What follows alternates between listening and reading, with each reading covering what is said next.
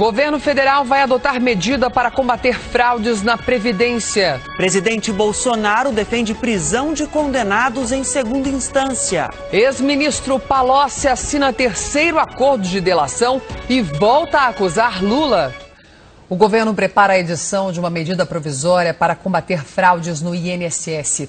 O objetivo é evitar um desperdício de até 20 bilhões de reais. O presidente Jair Bolsonaro participou da posse do comandante da Marinha, almirante Ilques Barbosa Júnior, em Brasília. Num deslocamento de lancha do Palácio da Alvorada ao Clube Naval, o presidente Jair Bolsonaro chegou para a posse do novo comandante da Marinha. Nos bastidores do evento, o principal assunto do dia já dava as caras: a Previdência Social. Horas depois, no Palácio do Planalto, o presidente conhecia detalhes de uma medida provisória para combater fraudes na concessão de benefícios. A fraude por si só é uma injustiça, né? Na hora em que o cidadão frauda o sistema previdenciário, esse ilícito ele recai sobre o conjunto da sociedade. Segundo o Rogério Marinho, secretário especial da Previdência, a medida pode gerar uma economia de até 20 bilhões de reais e deve ser assinada por Bolsonaro até segunda-feira. Há mais de 2 milhões de benefícios que precisam ser auditados, porque tem indícios de algum indício de ilicitude, não significa que sejam ilícitos, né?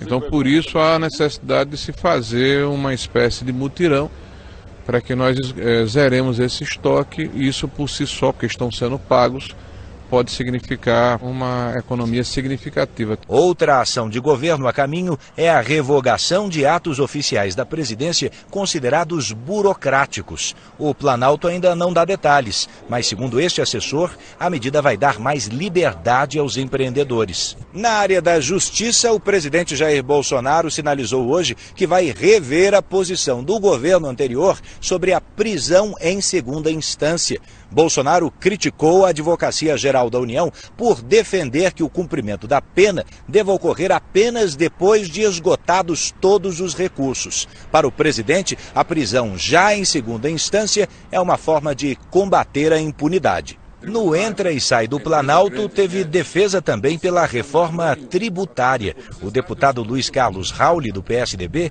esteve com o vice-presidente Hamilton Mourão e com técnicos da presidência para explicar a proposta de simplificação na cobrança de impostos. Na base consumo, 9 tributos viram 1.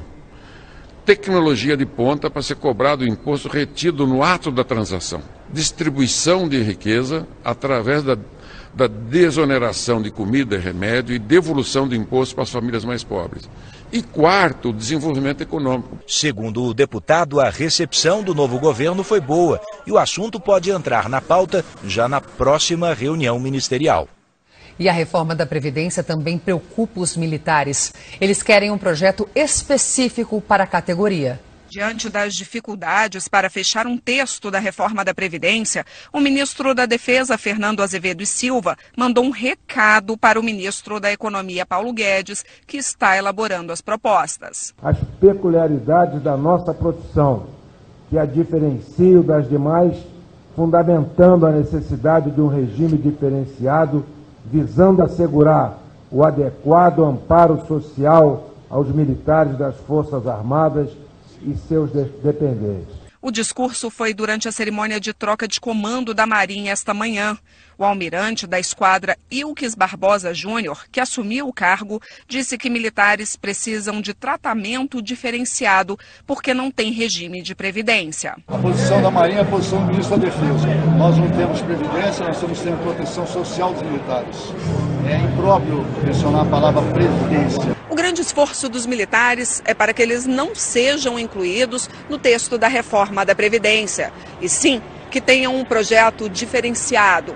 A equipe econômica estuda, por exemplo, estabelecer uma idade mínima para a aposentadoria, mas a ideia não é simpática à categoria.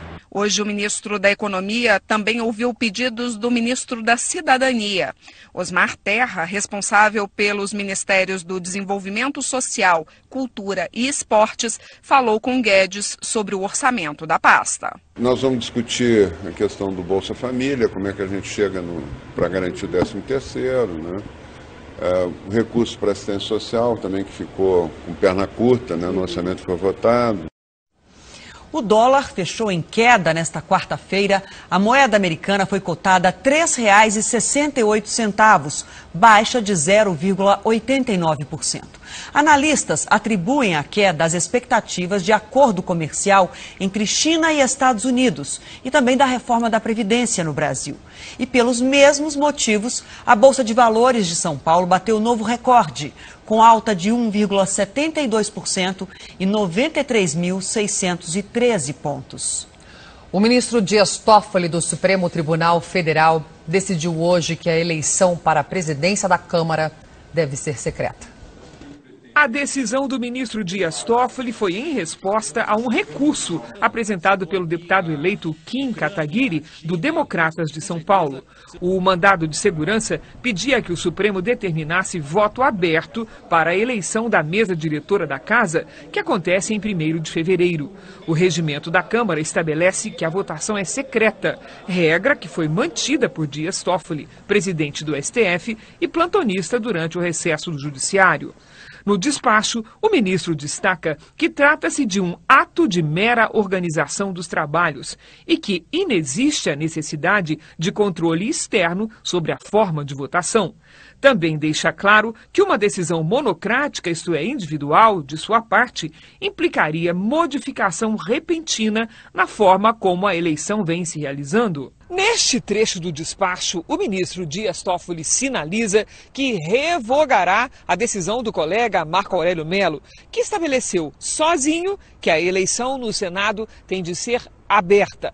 Para Dias Toffoli, trata-se de questão interna e é preciso respeitar a harmonia e a autonomia dos poderes, como fixa a Constituição. Será a segunda vez em menos de um mês que Toffoli revoga uma ordem judicial de Marco Aurélio. Em 19 de dezembro, o ministro cassou decisão do colega que suspendia as prisões por condenação em segunda instância. De acordo com os senadores, o voto secreto poderia favorecer a candidatura de Renan Calheiros à presidência da Casa. Pelo menos 5 concorrentes de partidos aliados ao Planalto traçam estratégia para enfrentar o MDBista. Prometem reunir votos em torno de uma só candidatura na última semana antes da eleição. O ex-ministro dos governos do PT, Antônio Palocci, assinou um novo acordo de delação premiada. Ele acusa o ex-presidente Lula de atuar junto a fundos de pensão para fazer caixa 2 para campanhas políticas. É o terceiro acordo de delação em menos de um ano e foi fechado após 3 dias de depoimentos na Procuradoria da República do Distrito Federal. Agora, o ex-ministro detalhou aos procuradores da Operação Greenfield as supostas fraudes nos fundos de pensão de 4 empresas estatais: Previ do Banco do Brasil, Petros da Petrobras, Postales dos Correios e Funcef da Caixa Econômica. Os depoimentos estão sob sigilo. O Jornal da Record apurou que Palocci disse como o ex-presidente Lula teria atuado para que o Funcef e o Petros se tornassem acionistas da Norte Energia, controladora da usina hidrelétrica de Belo Monte. O objetivo, segundo o ex-ministro, seria a exigência de repasses de dinheiro dos fundos para campanhas políticas do PT.